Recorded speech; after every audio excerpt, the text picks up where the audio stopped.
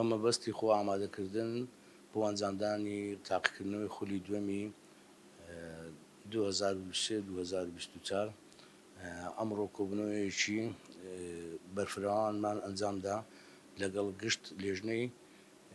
ئەزمموی قەزایەکان سەبارەت بە چۆنیەتی خۆ ئامادەکردن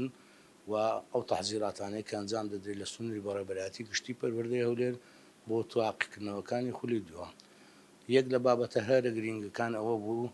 تەرکیزمان لەسەر ئەو بابەتانە کردەوە کە فێنکەرەوە و مەسایلی کارەبا لە بۆ هۆڵی تاقیکردنەوەکان ئامادە بکرێت بە زووترین کات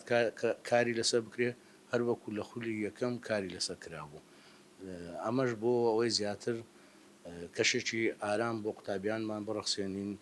لە هۆڵەکانی تاقیکردنەوەدا و هەروە لە ڕووی دانانی هۆڵەکان لەسەر شێوازێکی جوان و ڕێکوپێک دابدرێت سەبارەت بە هۆڵی تاقیکردنەوەکە.